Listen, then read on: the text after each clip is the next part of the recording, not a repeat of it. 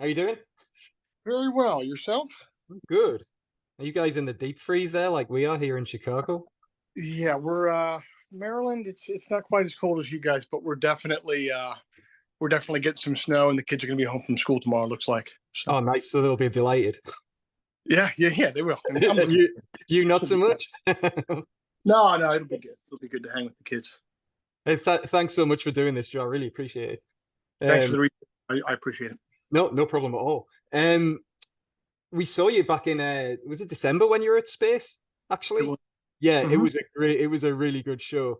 And afterwards, sort of one of the things that was really interesting to me, in terms of what you're doing around the new album was the approach that you're taking. That's part of what I wanted to talk to you about today because we do a lot of interviews with musicians. You know, I have my views on the music industry at the minute and how hard it must be to make your living in that profession at the moment, the way things are going, particularly with streaming.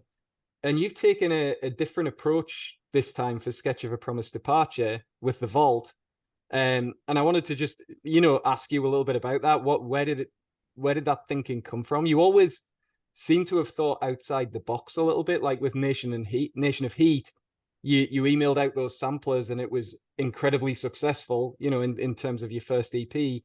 And again, you seem to be doing something a little bit different than anyone else in the industry is doing at the minute. And is it working the way you hoped it would? Yeah. Well, I would just take exception, and I think it's not just the music business that it's hard to stay afloat in. It's any business. There's always going to be Yeah. competitors coming at you. Always going to be hard to serve your customers over time, and make them feel like they need to come back and keep getting your product. So it's any business is really hard to stay afloat in. And I think I just make that distinction because I think sometimes musicians can feel have a little bit of a pity party for Yeah. themselves. And it gets a little narcissistic and a little dramatic. Everyone's job is hard. Yeah. Everyone's job is hard.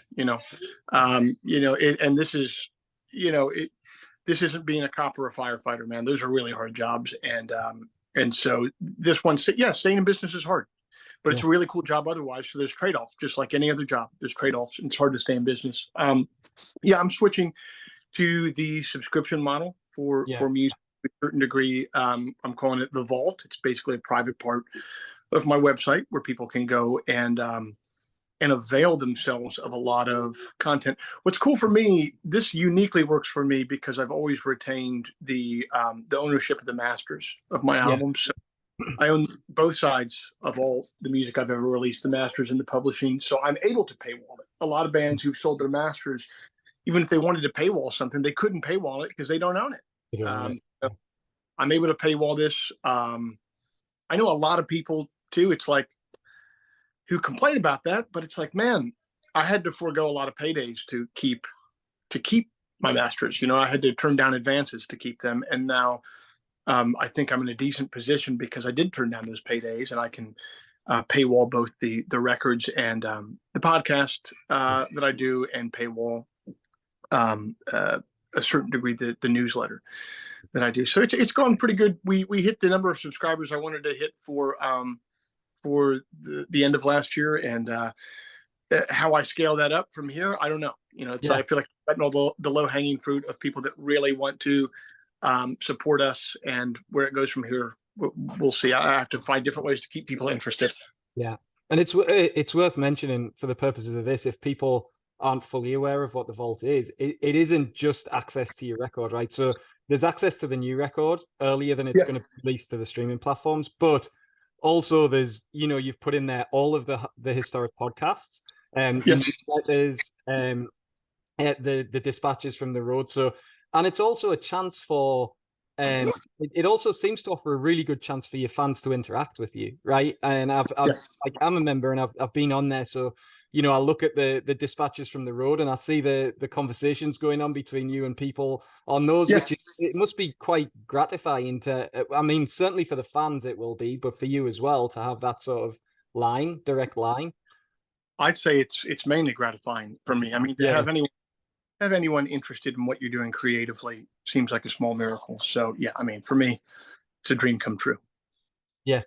And the new record, I'm going to say, I absolutely love it. Um, Thank you. with you, I take a different approach depending on who I'm talking to on these. So sometimes I'll ask people about the meaning of songs and things like that. With your music, I'd rather just keep the meaning for what I think it is and not have you tell me. I guess the one thing I would say on this record, and you can tell me if I'm off base here, but it felt like to me, particularly on a couple. I mean, I'm sure your environment always influences what you write, but there were a couple of songs on there, Heroes Pass Us By and What Is Good Will Never Change. That felt like some kind of social commentary was in there on what was going on around you. Would I be right in saying that for those songs? Yeah, yeah. But like you said, I mean, it's kind of like a person can't help but being a product of their Yeah, environment. So yeah, I mean, we live in yeah, very turbulent political and cultural times. So some yeah. of that is definitely going to find it into the music for sure. Yeah. And the other thing I was going to ask you is sort of one of your latest dispatches from the road, the Chippewa Falls one. It was really interesting to me because you were very honest about in terms of, you know, arriving there and not being in the best place and maybe, Yeah, questioning your decision to stay in this. And the yeah. other thing that I've talked a lot about with musicians is my sort of respect for someone who has sort of the guts and the fortitude to just stick with that path. Like, this is what I'm going to do, and come hell or high water, this is the route I'm going, and I'm going to keep doing it. And it Hmm. sounded like in that particular dispatch, you got to that place and you had a bit of a moment where you realized maybe I am, you made peace with where you are. You mentioned not being Yeah, the man of possibility, the man of you're happy yeah. with the path you took. Hmm. And you Yeah. still, is that something? I guess what I'm asking is, have there been moments in the past where you've wavered? Like, have you got, had those moments where you're like, okay, that's it. I'm going to take a different road, or has it always been? No, I've been pretty steadfast ever since I left college. I left college to kind of follow my dream, and that was coming up on 20 years ago now. And I haven't wavered. I don't know if that's a good thing or a bad thing, though. It might be. There's a lot of questioning yourself as to whether you're delusional or not, and Yeah, especially I'm going to be 40 years old this year. Where I live and I'm raising my kids. Everyone around here has real jobs, and I'm the weird guy. You know what I mean? That like, it's like, what do you do for a living? Like, what's that all about? And it's so I might be delusional, but no, I haven't. I've decided to stick this one out. So yeah. And you obviously you have a family. I think you've got 3 kids, right? And it seems mhm. like it, from what when you talk about your family and everything like that, you're an involved father. You're not like a Keith Richards type, right? With Right. his son waking him up because he nodded out in the backstage or whatever. Yeah. I feel like, I mean, it must have. Again, we're talking about environment, but do you feel it's significantly changed your approach to the way you approach writing? Or has it impacted the way you write songs or your Yeah. music? Yeah, But just on kind of like a very technical level, like I don't have.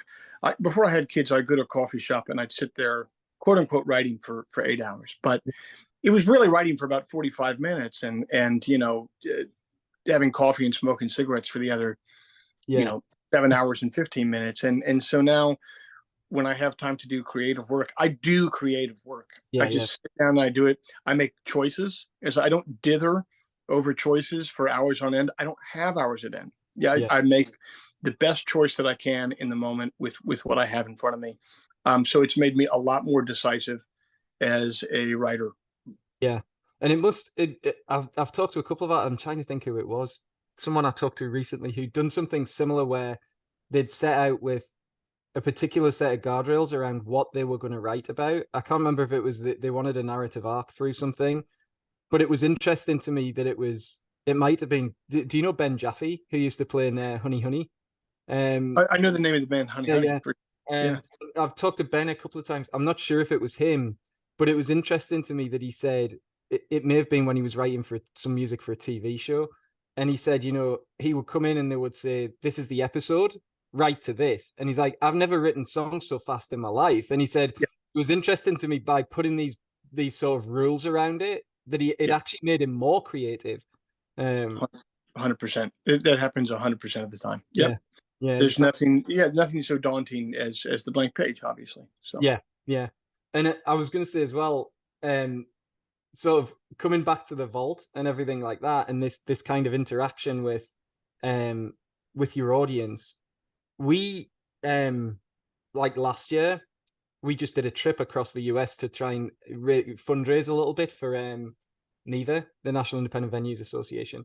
Mhm. Just because of during COVID, we spoke to NIVA, and it's kind of scary, like talking to the people who owned these venues. They'd done a sort of survey of their sort of membership, and at the time, they said 85% of those venues would have gone out of business without federal assistance, and that's what NIVA got together for, to do it. And I talked to a lot of these venue owners as we traveled across the US, and it was interesting to me that a lot of them said, it was a terrible time, but they looked for the good that came out of it. One of the good things that came out of it is they formed this association, which is staying Mhm. together now. NIVA is still there. And it made me think about Sunday songs, because Mhm. and the way musicians reacted, and Sunday Yeah, songs. And again, you and Ben Jaffe, he did something similar, like a soothing stream for his new album. And first off, like, I want to say to you, thanks so much for doing that, because honestly, we used to look forward to Sundays to yeah, watch that. It was something to look forward to. There was you, and then Ben's on the West Coast, so his was later. that's So thanks great. for doing it. But it, I mean, it's interesting to me that then became a thing that you carried on after lockdown. I know it's not at the moment, but yeah, you kept it going on a monthly basis for quite some time afterwards, right? Yeah, and then eventually I kept it going until we were back on the road in earnest again. Yeah, And then once we yeah, got back on the road, we've kind of winded it down yeah, now. But yeah, I mean, that I tell you this, with that live stream, I mean, it kept me alive. It kept me financially alive during the the pandemic, and it was always pay what you want. It was always, honor system, and people kept me alive over the pandemic, man. They really did.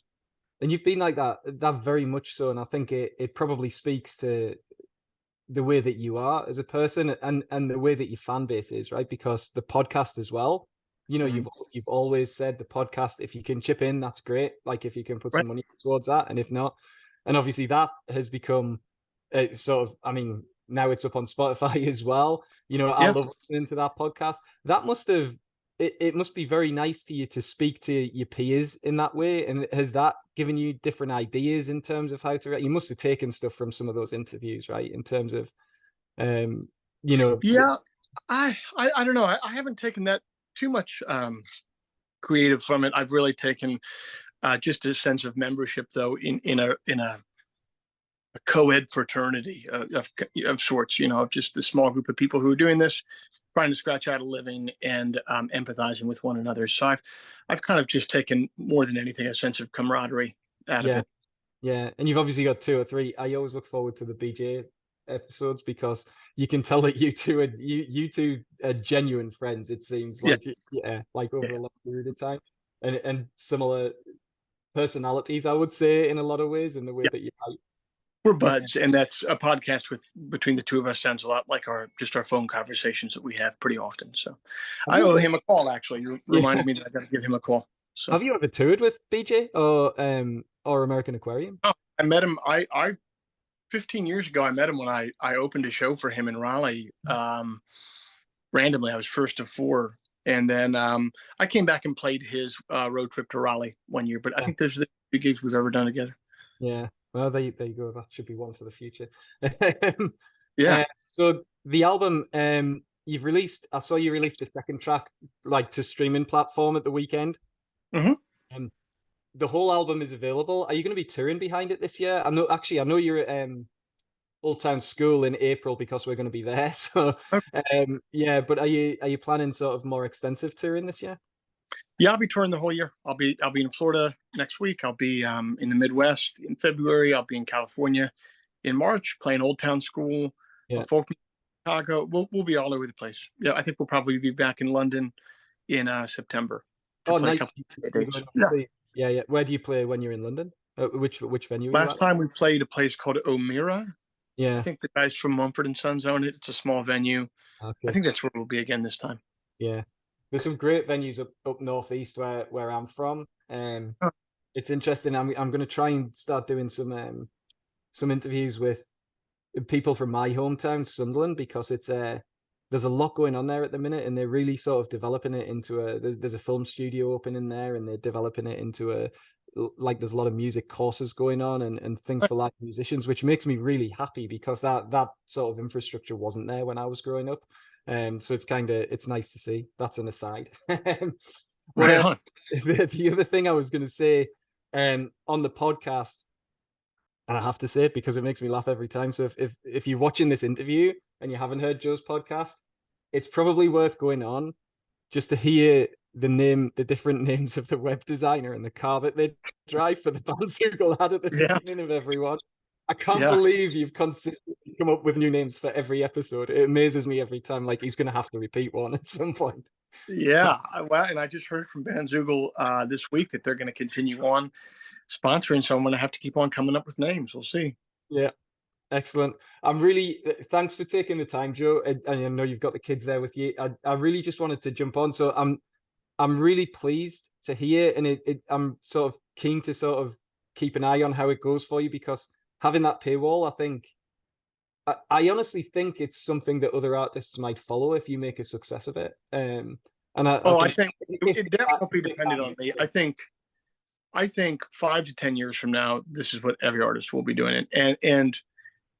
So when I started the podcast in 2015, I remember starting it at the time. And the reason I started it at the time is I was like, man, everyone's going to have one of these in 10 years. And if I don't start one soon, I will be too small of an artist to get people's attention. But if I jump in soon, I'll be able to do it. And sure enough, fast forward 5 or 10 years, and everyone, when they come out with an album, it's like, hey, we have a podcast going on with it. I think that's what you're going to see with fan subscription sites. I think major artists will be doing it 5 to 10 years from now. Everyone will have one. Yeah. And I just wanted to get into the space early before I couldn't get a seat at the table, basically. Yeah. And it's time for, if they can, and I hadn't thought about what you said about the masters, but if artists can, to take back some of that power, because I think it has, yet again, and there are amazing things about digital, don't get me wrong, I really see that, and I think people have a lot more power to record and make their own music and put it out on their own without labels being involved if they want to. But we seem to have ended up in it always seems to be a ripe industry for exploitation. I'm going to say that because the way that I see sort of Spotify behaving in those streaming platforms, and I watched an interview with the guy the other day, and he's like, it's a different, and I get this as well, but like, it's a different world. Musicians have to adjust. They should be putting out music on a weekly or bi-weekly basis. And I'm like, well, clearly you understand nothing about music then. You're a technology guy, because that's not how you can't say to someone, you have to put out a song every week. You're going to get a load of mediocre crap rather than letting someone come up with something new. And it has to change, because it's unsustainable. 90%, 95% of musicians couldn't make a living off Spotify streams. It's ridiculous. Yeah, the question is how many of them could have made a living before Spotify streams and stuff like that. And if this is 1995, I'm an independent musician. If this is 1995, I'm not playing music anymore, because if I'm not on a label, I'm toast. You know what I mean? So it's a very competitive industry. Everyone wants to do it. So by definition, there's going to be a lot of people that don't make a living doing it. You know what I mean? You can be exploited in the music business.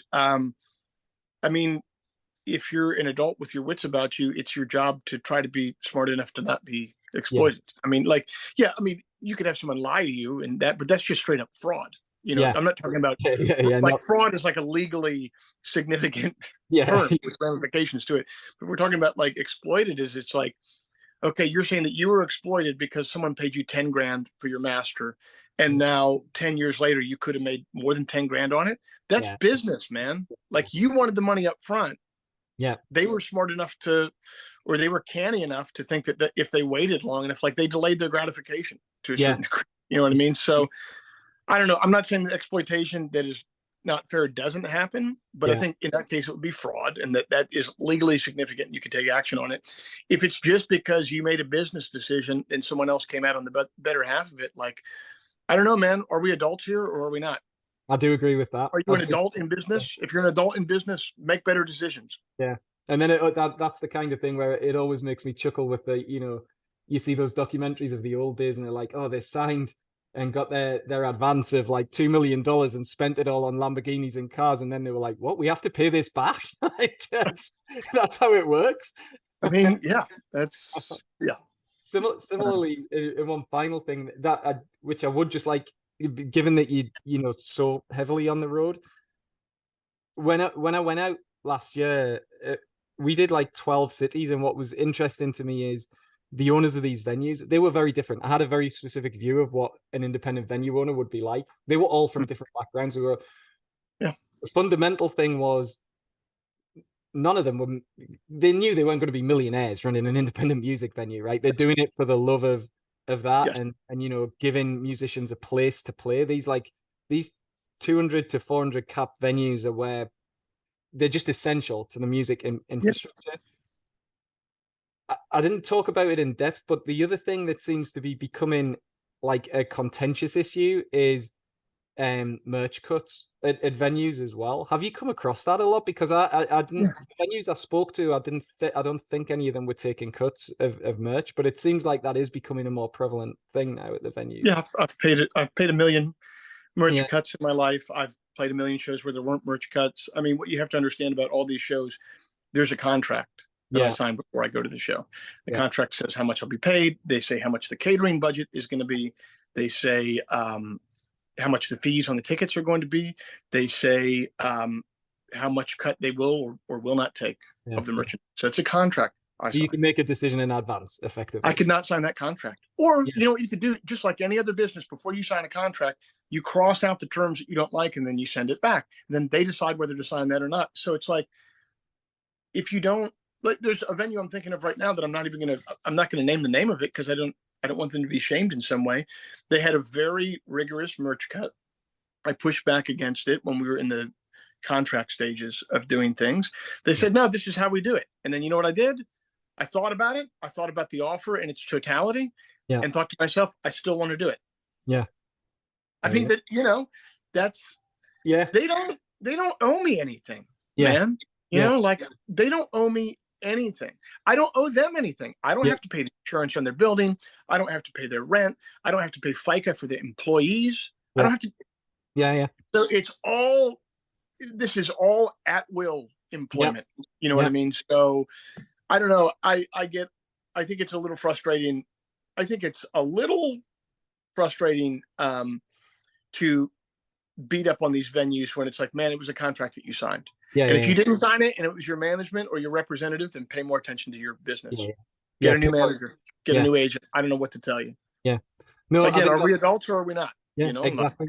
And this is a great point of view. Like, I think because, and it's one of the things I've noticed as well, in going to see live music and obviously being with the website. And again, I'm not going to name any names and things, but I've been to shows and talk to representatives of bands, management and publicists, and being like, man, like, if I have a job that where that kind of stuff is really, it's important in any job. Like you say, it's really important, right? If you're doing it as a business, it's important. And I'm like, speaking to these people, I'm like, holy shit, if I was in this band, like, I'm not, that's the person you want representing you. That's who you're putting into negotiations on contracts.